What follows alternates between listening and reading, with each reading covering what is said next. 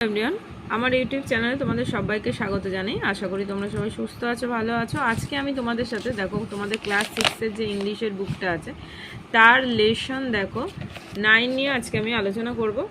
আগের ভিডিওতে আমি এইগুলো পড়িয়ে আমি তোমাদের বেঙ্গলি মিনিংটা বলে দিয়েছিলাম। আমি তোমাদের সাথে এই অ্যাক্টিভিটিগুলো সলভ করব।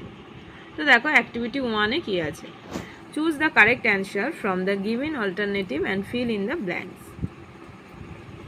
দেখো এখানে কতগুলো অপশন দেওয়া আছে, দেখতেই পাচ্ছ 3টে করে অপশন দেওয়া আছে।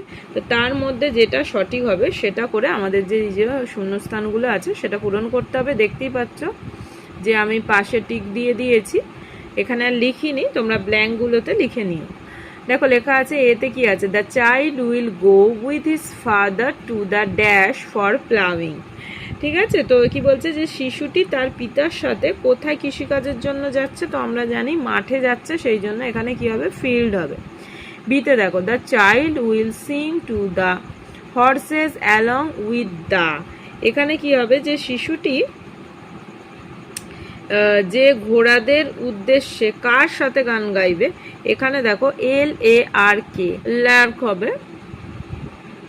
তারপরে দেখো she the father sings the sheet song while, এখানে কি হবে, showing হবে। পিতা বীজের গান গাইবেন কখন, যখন বীজ বপন হবে, তাই তো, বীজ বপনের সময়। তারপরেরটা দেখো reaping will be done by the father when the field is brown, দেখো ব্রাউনে দিয়েছি, শস্য কাটা তখনই হবে যখন কি হবে, মাঠ বাদামি হবে। তো দেখো অ্যাক্টিভিটি 2-তে কি আছে, complete the following sentences with information from the text. এখানে দেখো will come flocking after the child, যে কারা একত্রিত হয়ে শিশুটির পিছু নেবে, দেখো এখানে লিখে নিয়েছি দ্য রুকস, দ্য ক্রোজ অ্যান্ড এখানে ধরেনি বলে দেখো এখানে শিগাল আমি লিখে নিয়েছি, এই সাইডে লিখে নিয়েছি, ধরছিল না এগুলো, তাও পরের দিকে আমি খাতার মধ্যেই লিখেছি যাতে তোমাদের না অসুবিধা হয়, একটুখানি দেখো। তারপরেরটা দেখো কি লেখা আছে, দ্য প্লাউ সং উইল, দেখো লিখেছি ব্লেজ দ্য ক্লেভিং শেয়ার, কৃষিকাজের যে গান সেটা মাটি চষায় সাহায্য করবে। তো দেখো তারপরের অপশানগুলো এখানে লিখে নিয়েছি খাতাতেই। কি লেখা ছিল, দে চাইল্ড উইল গো দিয়ে ড্যাশ দেয়া আছে, দেখো আমি এখানে লিখেছি to the red field by the she.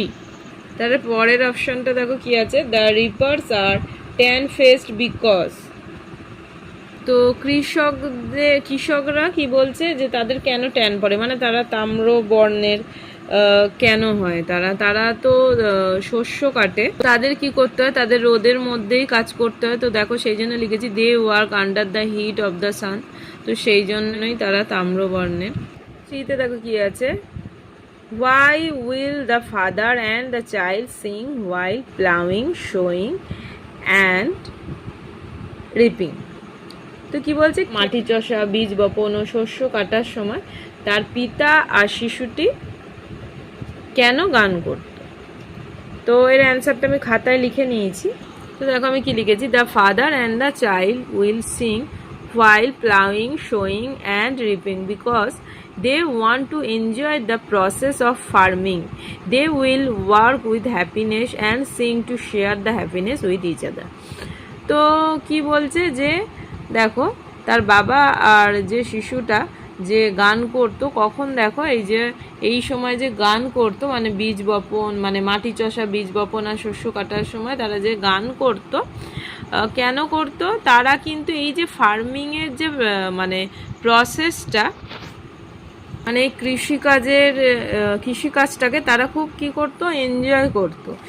ঠিক আছে, তাদের যে খুশিটা তারা কি করতো, একে অপরের সাথে ভাগ করে নিত, সেই জন্য তারা গান করতো, গানের মাধ্যমে তারা একে অপরের সাথে গান করে নিত, তারা ব্যাপারটাকে এনজয় করতো। আমাদের দেখবে যখন খুব আনন্দ হয় আমরা নিজেরাও অনেক সময় গান করে থাকি, তো সেটাই তারা চাষ করতো, কৃষিকাজ করতো ঠিকই, কিন্তু তাদের মনের মধ্যে একটা আনন্দ ছিল, সে আনন্দটা তারা ভাগ করে নিত একে অপরের সাথে, তারা গান করতো, গান করে জিনিসটাকে এনজয় করে কিন্তু তারা কাজটা করতো।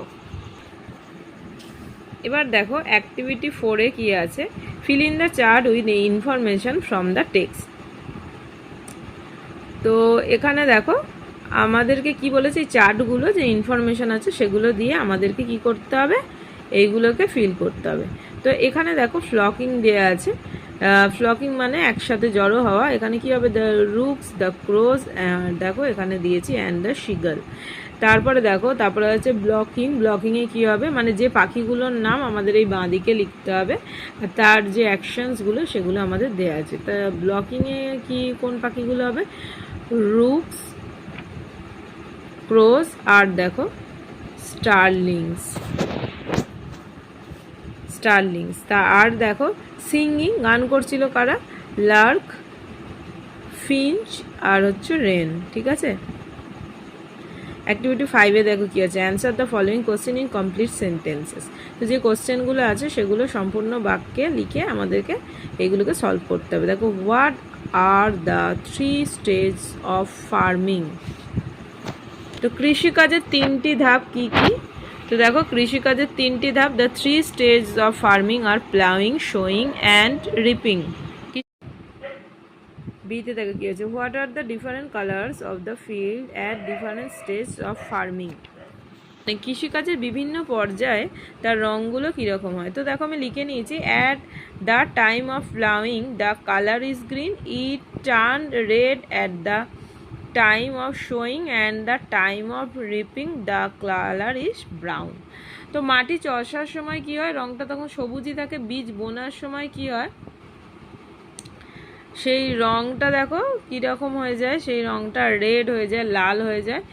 আর শস্য কাটার সময় রঙটা কীরকম হয়, ব্রাউন কালারের হয়ে যায়। নাম্বার সি এর অ্যান্সারটাও আমি লিখে নিয়েছি, প্রশ্নটা একবার দেখিয়ে দিই। দেখো এখানে প্রশ্নটা কি আছে, what song do the wise men know, যে জ্ঞানী মানুষেরা কি গান জানেন। তো সি এর অ্যান্সারটা দেখো লিখেছি, the wise men know the sheet song. যে জ্ঞানী মানুষেরা আছে তারা কি গান জানেন, তারা বীজ বপনের গান জানেন। তারপর একটা দেখো ডিতে কি আছে, at what stage of farming is the scythe required. কৃষিকাজের কোন পর্যায়ে কাস্তের প্রয়োজন। তো কখন হয়, দেখো at the stage of reaping the scythe is required.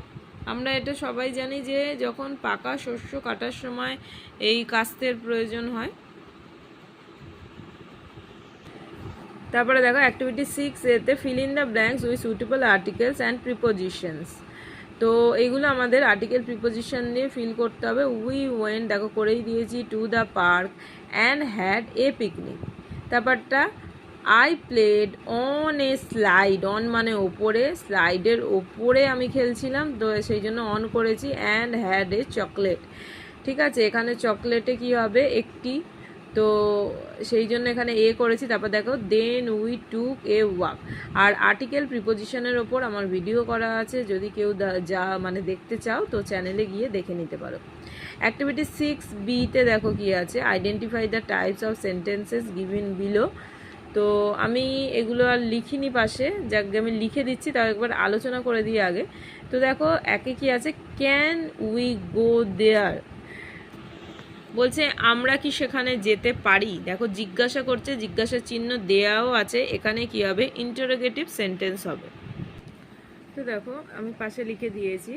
তো আমাদের ইন্টারোগেটিভ সেন্টেন্স কখন হয়, যখন আমাদের কোনো কোয়েশ্চেন আস্ক করা হয়। আর দেখো আমাদের এখানে জিজ্ঞাসা চিহ্ন দেয়াই আছে, সেটা দিয়ে তো প্রপার পুরোপুরি তোমরা বুঝতেই পারবে। আর যখন কোয়েশ্চেন করা হয় তখন সেটা ইন্টারোগেটিভ সেন্টেন্স হয়। নাম্বার 2-তে দেখো কি আছে, হোয়াট ফান দে হ্যাড।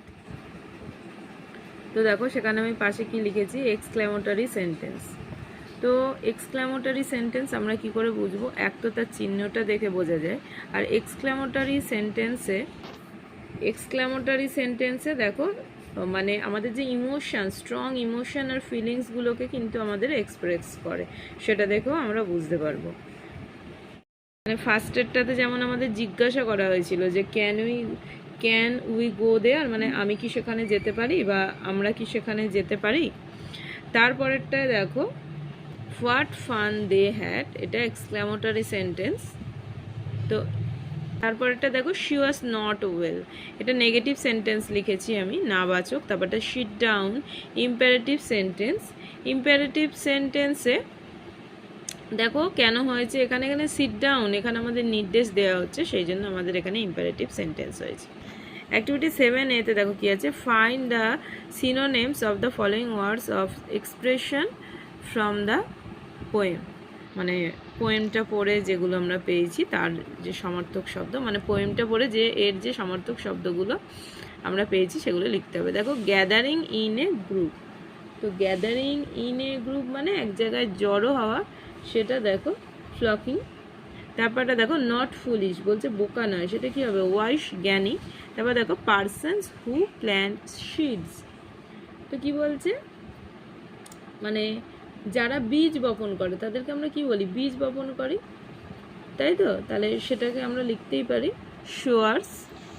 তারপরে দেখো thing use to reap corn, তো যা শস্য কাটতে লাগে সেটা আমরা এখানে কাস্তে আমরা লিখতেই পারি, দেখো স্কাইথ লিখেছি, SCYTHE।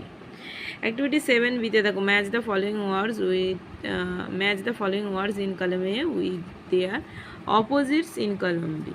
তো এখানে দেখো এতে দেখো এতে কিছু ওয়ার্ড দেওয়া আছে, বিতে আছে, এবার এর যে অপোজিট ওয়ার্ডগুলো সেগুলোর সাথে ম্যাচিং করতে হবে। দেখো পেশেন্স মানে ধৈর্য, তাহলে এখানে আমাদের কি হবে ইমপেশেন্স। তারপরে দেখো নাম্বার 2-তে আছে ওয়াইজ মানে জ্ঞানী, তাহলে জ্ঞানীর বিপরীত শব্দ এখানে আমরা কি পাচ্ছি, দেখো বোকা, আনওয়াইজ। তারপরে দেখো স্লো মানে ধীর, তো তার অপোজিট কি হবে ফাস্ট, দ্রুত। তারপর জয়েস মানে আনন্দ, তার অপোজিট কি হবে সরস, দুঃখ। তো আমাদের অ্যাক্টিভিটিগুলো মোটামুটি সলভই হয়ে গেল, আর এই যে দুটো বাকি থাকলো এটা আমি নেক্সট ভিডিওতে আলোচনা করে দেবো। সবাই খুব ভালো থেকো, সুস্থ থেকো, থ্যাঙ্কস ফর ওয়াচিং।